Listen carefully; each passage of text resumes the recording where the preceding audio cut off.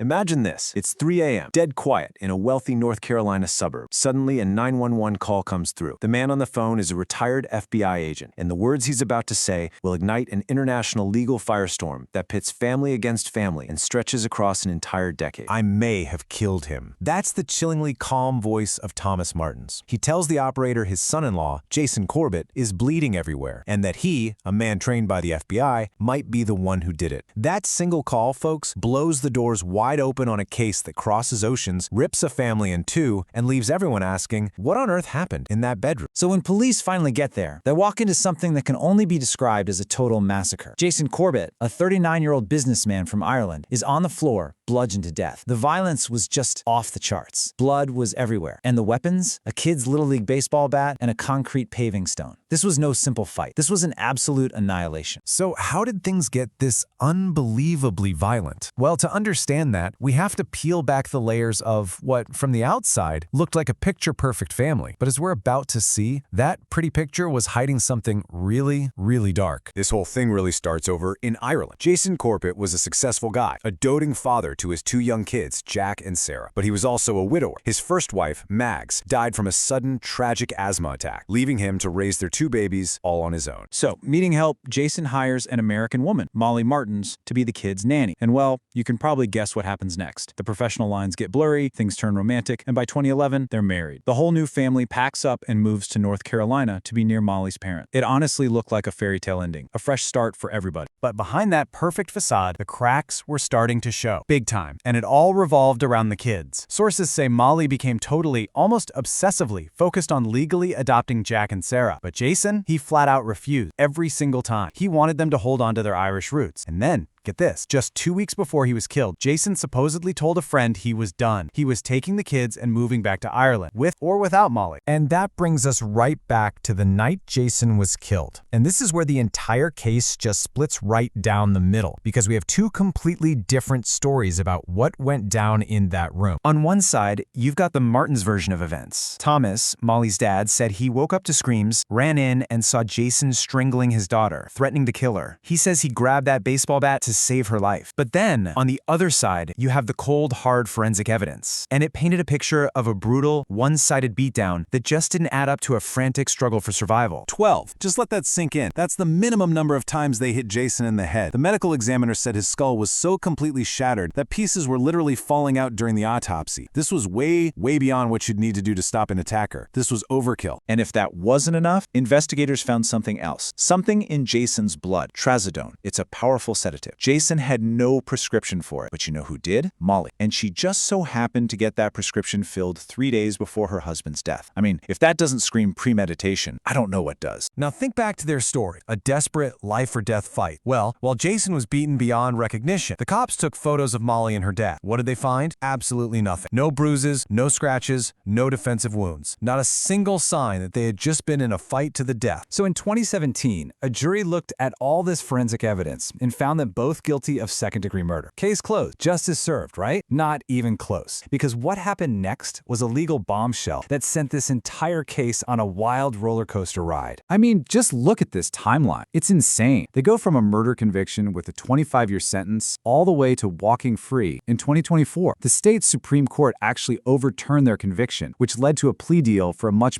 lighter charge. So how on earth did that happen? Well, it all boiled down to the kids. Right after their dad died, Jack and Sarah, who were only 10 and 8 at the time, told social workers their dad had been abusive to Molly. The first jury never got to hear those statements, so the Supreme Court, in a very close 4-3 vote, said that wasn't a fair trial and threw the whole thing out. But here is the absolute gut punch. Years later, after the kids were safely back in Ireland, away from Molly's influence, they took it all back. As a young man, Jack Corbett stood up in court and said Molly coached him, that she manipulated him, that she weaponized his words to help her get away with killing his own father. It's just devastating to hear. His sister Sarah was just as powerful. She told the court that they used the words she was forced to say as a scared 8-year-old child to escape what they did. Her final rejection of the woman who raised her is it's absolutely heartbreaking. So all of this led to a really controversial end to this legal saga, an ending that Jason's family calls nothing short of a complete denial of justice. See, to avoid risking a second trial where, believe it or not, they could have been found not guilty, the prosecution offered them a plea deal. They both pleaded guilty to the lesser charge of voluntary manslaughter. It basically basically means they admitted to the killing but claimed it was done in the heat of passion, not planned out ahead of time. And this table right here really puts it all in perspective. They went from being convicted of murder by a jury and facing up to 25 years to a plea deal for manslaughter with a sentence that was basically time served. In June of 2024, they both walked out of prison for good. So where are they today? Well, Molly Martens is a free woman, reportedly living in Tennessee and trying to rebuild her life. She's even been seen on social media going by the name Molly Bell. She is, for all intents and purposes, moving on. For Jason's kids, though, it's a totally different story. They're back in Ireland, surrounded by family, and they are not moving on. They are fighting to make sure the world remembers their dad, not as an abuser, but as the victim of a brutal murder whose real story deserves to be told. And that leaves us right where we started, with this one haunting question. Was this a panicked father saving his daughter from a violent husband, or was this a cold, calculated murder to get rid of the one man standing in the way of a woman's obsession with his children? The legal system has given its answer, but for a lot of people, the truth is still buried in that blood-stained bedroom, leaving us to wonder if justice was ever really served at all.